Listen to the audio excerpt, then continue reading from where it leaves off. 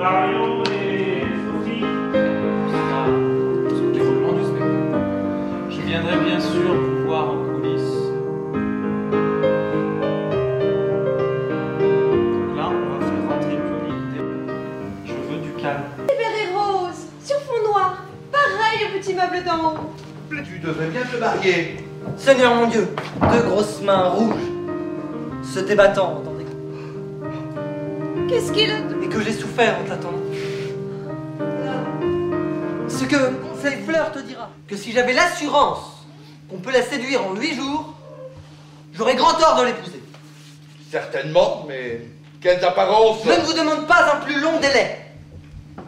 La baronne ne m'a jamais vu, non plus que sa fille. Vous irez faire atelier, et vous irez leur faire visite. Vous leur direz que, à votre grand regret, votre neveu reste garçon. J'arriverai au château 1 heure après vous, et vous aurez soin de ne pas le reconnaître.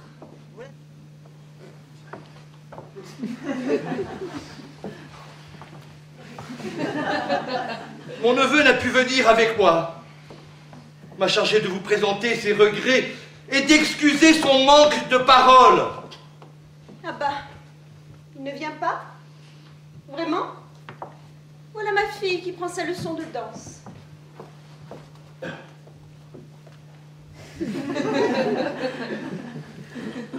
Permettez-vous qu'elle continue? Je l'ai fait descendre parce que c'est trop petit chez elle. J'espère bien ne déranger personne. Vous ne voulez Si pas boire... mon écervelé de neveu... Vous ne voulez pas boire quelque chose? Asseyez-vous donc.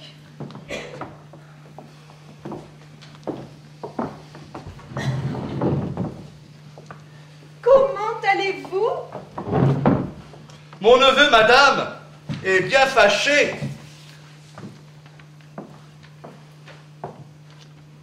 Ah bah, il refuse. Eh bien, c'est joli. Écoutez que je vous dise. L'abbé, vous ne restez pas, vous? Ah. Eh bien, Cécile, qu'est-ce qui t'arrive? Mademoiselle hélas, madame. Chanson. Si elle était au bal et qu'il fût 4 heures du matin, elle ne serait pas lasse. C'est clair comme le jour.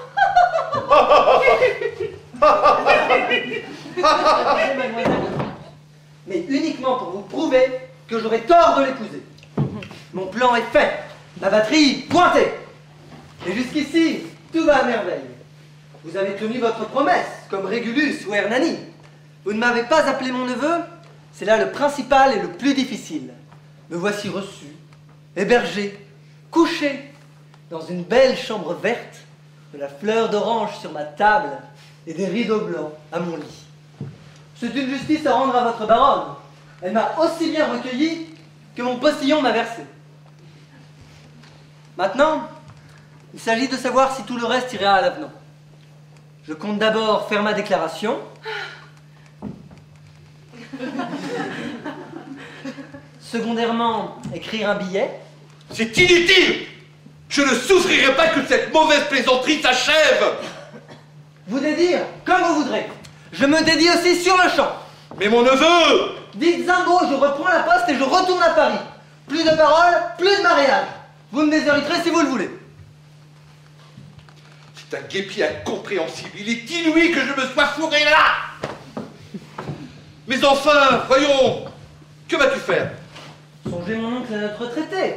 Vous m'avez dit et accordé que s'il était prouvé que ma future devait me ganter de certains gants, je serais un fou d'en faire ma femme. Par conséquent, l'épreuve étant admise, vous trouverez bon, juste convenable, qu'elle soit aussi complète que possible. Ce que je dirai sera bien dit, ce que j'essaierai bien essayé, ce que je pourrais faire bien sûr, qu'on ne sent jamais qu'à demi. Et si l'intérêt qu'on me témoigne ici... Vous a-t-on servi à déjeuner? Vous êtes trop bonne de toutes les vertus de votre sexe. L'hospitalité est la moins commune. Et on ne la trouve nulle part aussi douce, aussi précieuse que chez vous. Je vais dire qu'on vous monte un bouillon.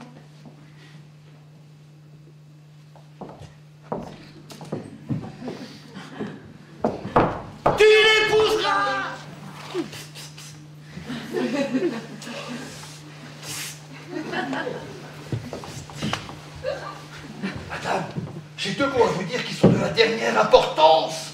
Eh bien, après le marqué.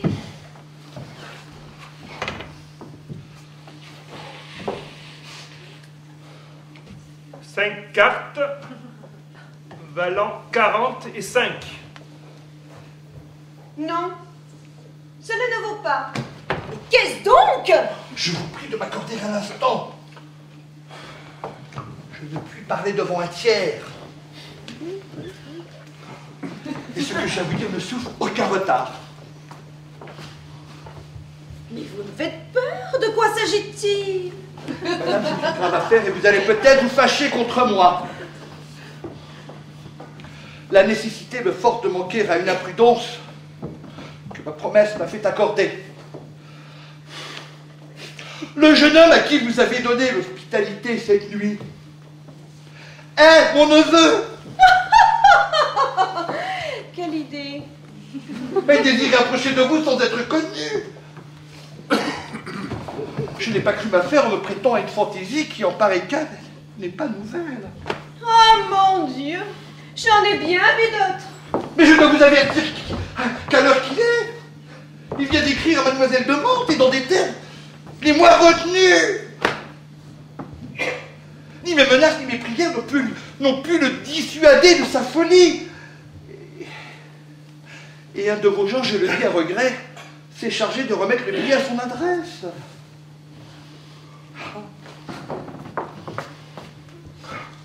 Il s'agit d'une déclaration d'amour. Et je dois ajouter des plus extravagantes. Vraiment? Eh bien, ce n'est pas si mal. Il a de la tête, votre petit bonhomme. Jour de Dieu, je vous en réponds. Ce n'est pas d'hier que j'en sais quelque chose. Enfin, madame, c'est à vous d'aviser au moyen de détourner les suites de cette affaire. Vous êtes chez vous et... Ce n'était que le moment où, par une fatale faiblesse, vous avez révélé à cette femme le secret de notre traité. C'est vous qui avez causé le mal. Cessez de m'injurier, moi qui le réparerai. Doutez-vous que cette petite fille, qui cache si bien les billets doux dans les poches de son tablier, ne fut venue au rendez-vous donné? Oui, à coup sûr, elle y serait venue. Donc elle viendra encore mieux cette fois. Par mon patron, je me fais une fête de la voir descendre en peignoir, en cornette et en petits souliers de cette grande caserne de briques rouillées.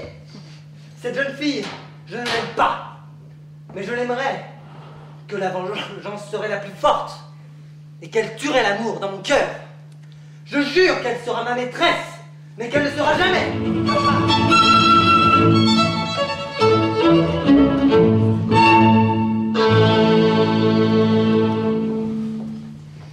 C'est clair comme le jour, ma fille est folle.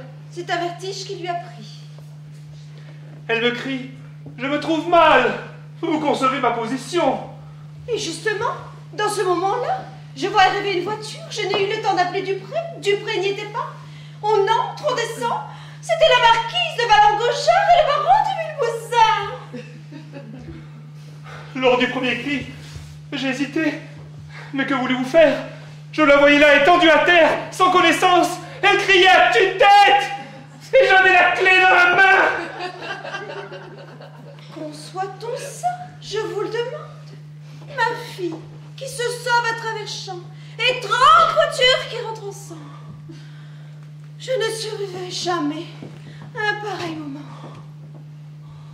Encore, si j'en avais eu le temps, j'aurais pu la retenir par son châle.